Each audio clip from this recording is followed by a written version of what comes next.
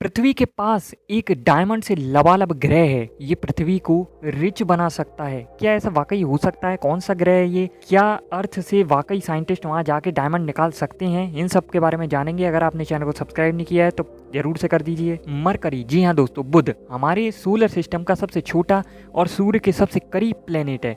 अपने unique characteristics के लिए जाना जाता है। रिसेंटली ऐसा पता चला है कि मरकरी के सरफेस के नीचे एक छुपी हुई डायमंड लेयर है। ये लेयर लगभग 9 माइल थिक हो सकती है और ये डायमंड्स प्लेनेट के फॉर्मेशन और एवोल्यूशन से जुड़े कुछ बड़े मिस्टीरियस जो भी चीज़ें होती है उनको समझने में हेल्प भी कर सकती है। ये डायमंड्स पॉसिबल है कि मरकरी अपने फॉर्मेशन के दौरान एक हाईली वॉलेटाइल एनवायरनमेंट से गुजरा होगा जिसमें एक्सट्रीम प्रेशर और टेम्परेचर इन्वॉल्व था और तभी ये डायमंड्स बने थे। मरकरी के सरफेस पर काफ़ी इम्पैक्ट क्रेटर्स हैं जो इंडिकेट करते हैं कि प्लेनेट पर काफ़ी ज़्यादा कोलिजन्स हुए हैं। शायद कॉमेट्स और एस्ट्रॉइड के साथ ये इम्पैक्ट कार्बन रिच मटेरियल्स को कंप्रेस करके उन्हें डायमंड्स में कन्वर्ट कर सकते हैं। इस प्रोसेस में कार्बन को एक्सट्रीम प्रेशर और हीट मिलती है जो उसे डायमंड में बदलने में काफ़ी मदद करती है। हालांकि ये थॉट काफ़ी एक्साइटिंग लगता है कि मरकरी के नीचे डायमंड्स हो सकते हैं, लेकिन उन्हें माइन करना अभी प्रैक्टिकली पॉसिबल नहीं है।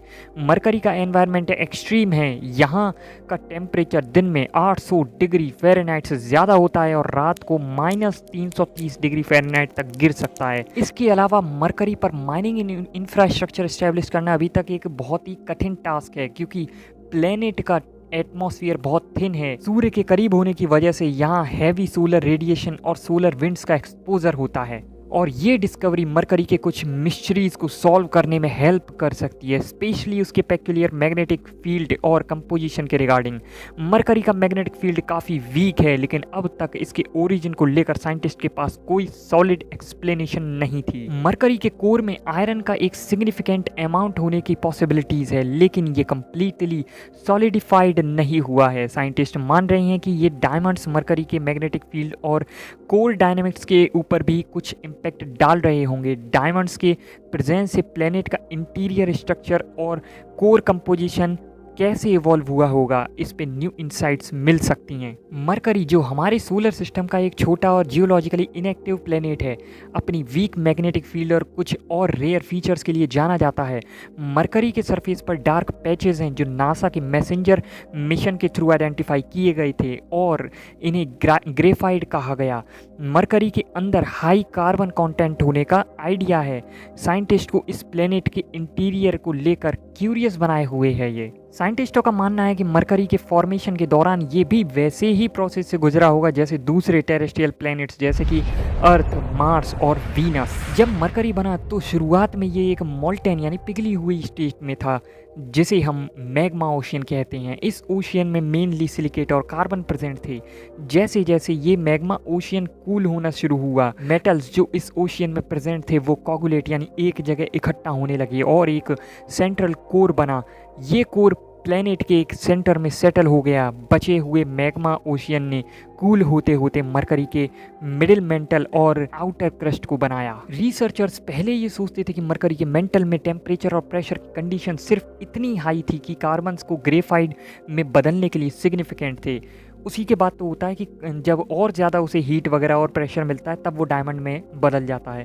तो ग्रेफाइट एक लाइट मटेरियल है, इसलिए ये मेंटल से ऊपर फ्लोट कर गया और सरफेस के आसपास एक्यूमुलेट हो गया। इसी वजह से मरकरी के सरफेस पर डार्क पैचेस दिखाई देते हैं जो ग्रेफाइट के बने हुए हैं। जब मरकरी के सरफेस पर एस्ट्रॉइड्स और कॉमेट्स के हाई एनर्जी इम्पैक्ट्स हुए तो इन इम्पैक्ट्स ने सरफेस पर प्रेशर और टेम्परेचर को एक्सट्रीम लेवल्स तक बढ़ा दिया होगा। ये हाई प्रेशर और टेम्परेचर कंडीशंस कार्बन को कंप्रेस करने के लिए सिग्निफिकेंट थे, जिससे ग्रेफाइट डायमंड में कन्वर्ट हो गया होगा। इस प्रोसेस को शॉक कंप्रेशन कहते हैं, जिसमें सडन और इंटेंस प्रेशर से ग्रेफाइट जैसे मटेरियल डायमंड्स में बदल जाते हैं। मरकरी की मैग्नेटिक फील्ड और उसकी ऑडिटीज यानी विषमताएं। मरकरी के मैग्नेटिक फील्ड काफ़ी वीक है, जो इस बात को लेकर और भी सरप्राइजिंग है क्योंकि प्लेनेट छोटा है और जियोलॉजिकली इनएक्टिव भी है। जनरल रिलेटिविटी के प्रिंसिपल के हिसाब से प्लेनेट के मैग्नेटिक फील्ड को सस्टेन करने के लिए उसके कोर का एक्टिव और फ्लूइड स्टेट में होना ज़रूरी है, लेकिन मरकरी का कोर सॉलिडिफाई नहीं हुआ है, जो इसका एक और सरप्राइजिंग एस्पेक्ट है। हाई कार्बन कंटेंट और मरकरी के मिस्ट्रीज। तो मरकरी के अंदर हाई कार्बन कंटेंट का होने का आइडिया साइंटिस्ट को तब आया जब उन्होंने प्लेनेट के सरफेस और उसके पार्टिकुलरिटीज़ को क्लोजली स्टडी किया। उन्होंने ये हाइपोथेसिस किया कि इतनी ज़्यादा कार्बन प्रेजेंस का कुछ खास मतलब होगा और शायद प्लेनेट के इंटीरियर में कुछ यूनिक प्रोसेस हो रहे होंगे। इस डिस्कवरी ने साइंटिस्ट के बीच एक नई डिस्कशन शुरू कर दी है जो मरकरी के फॉर्मेशन और उसके करंट स्ट्रक्चर को लेकर है। ये फाइंडिंग्स मरकरी के इवोल्यूशन और उसके इंटीरियर प्रोसेस के बारे में हमें न्यू इंसाइट्स देती हैं और शायद हम फ्यूचर में इसे और एक्सप्लोर करके मरकरी के और भी सीक्रेट्स को जान सकें। 2019 की एक स्टडी के मुताबिक मरकरी के मेंटल की गहराई 80 माइल्स ज़्यादा है जितना पहले सोचा गया था। इसका मतलब है कि मेंटल और कोर के बीच टेम्परेचर और प्रेशर पहले से ज़्यादा है, जो ऐसे कंडीशंस क्रिएट कर सकती हैं जिनमें कार्बन क्रिस्टलाइज होकर डायमंड्स में बदल सकता है। इस पॉसिबिलिटी को एक्सप्लोर करने के लिए बेल्जियन और चाइनीज रिसर्चर्स की एक टीम ने केमिकल सूप क्रिएट की।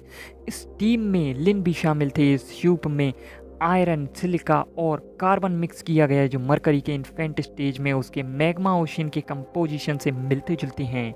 रिसर्चर्स ने ये मिक्सचर यूज़ करके ये समझने की कोशिश की कि मरकरी के अंदर ऐसे कंडीशंस कैसे बन सकते हैं जिसमें ग्रेफाइट जो पहले सरफेस पर था कंप्रेस होकर डायमंड में कन्वर्ट हो गया। और ये स्टडी मरकरी के फॉर्मेशन और उसके इंटरनल प्रोसेस को समझने में मदद करती है। इससे ये भी पता चलता है कि मरकरी के अनयूजुअल कैरेक्टरिस्टिक्स जैसे कि उसकी वीक मैग्नेटिक फील्ड और उसके सरफेस के डार्क पैचेस कैसे डेवलप हुए होंगे। दोस्तों, मैंने बताया था कि प्लेनेट की मैग्नेटिक फील्ड को सस्टेन करने के लिए उसके कोर का एक्टिव और फ्लूइड स्टेट में होना जरूरी है, लेकिन मरकरी का कोर सॉलिडिफाई नहीं हुआ है। इसका मतलब वो फ्लूइड स्टेट में है।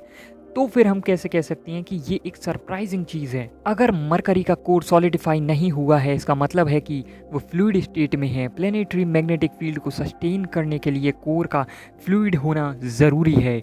ये फ्लूइड कोर इलेक्ट्रिक करंट्स को जनरेट करता है जो मैग्नेटिक फील्ड करंट क्रिएट करता है। ये प्रोसेस डायनेमो इफेक्ट कहलाता है। मरकरी का कोर प्राइमरली आयरन और निकल से बना है जो मोल्टेन स्टेट में है। इस मोल्टेन कोर के रोटेशन के साथ इलेक्ट्रिक करंट्स जनरेट होते हैं जो मरकरी के मैग्नेटिक फील्ड बनाते हैं।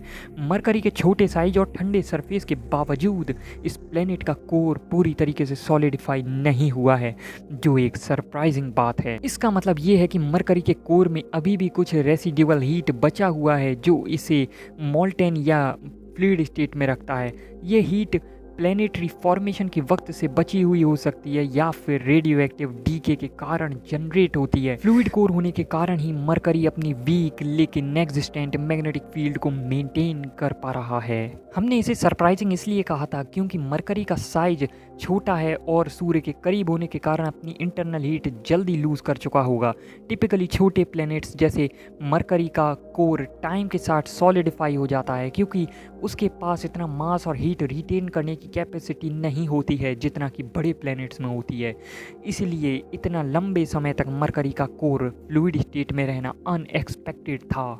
और अगर कोर फ्लूइड स्टेट में है तो मरकरी के लिए मैग्नेटिक फील्ड को मेंटेन करना पॉसिबल हो जाता है, लेकिन इस प्लेनेट का मैग्नेटिक फील्ड काफ़ी वीक है जो और भी ज़्यादा सरप्राइजिंग है। मतलब मरकरी के कोर के फ्लूइड होने के बावजूद उसका मैग्नेटिक फील्ड उतना स्ट्रॉन्ग नहीं है जितना एक्सपेक्टेड था। ये कॉन्ट्रास्ट ही इस सिचुएशन को सरप्राइजिंग बनाता है क्योंकि एक फ्लूइड कोर होने के बावजूद मरकरी का मैग्नेटिक फील्ड उतना पावरफुल नहीं है जितना नॉर्मली कोर प्लैनेट्स में होता है, जैसे कि अर्थ में। इसके अलावा दोस्तों हो सकता है कि साइंटिस्टों ने एक वर्प ड्राइव नाम की टेक्निक डेवलप कर ली है जिसमें आप बिना मूव किए एक जगह से दूसरी जगह जा सकते हो। इसके अलावा सन ने अपनी डायरेक्शन भी चेंज कर ली है। सूर्य पृथ्वी के कोर में प्रवेश कर रहा है, मगर ये संभव कैसे है? इन सभी वीडियोस को देखने के लिए आपको आई बटन में लिंक मिल जाएगा, ज़रूर से देखना।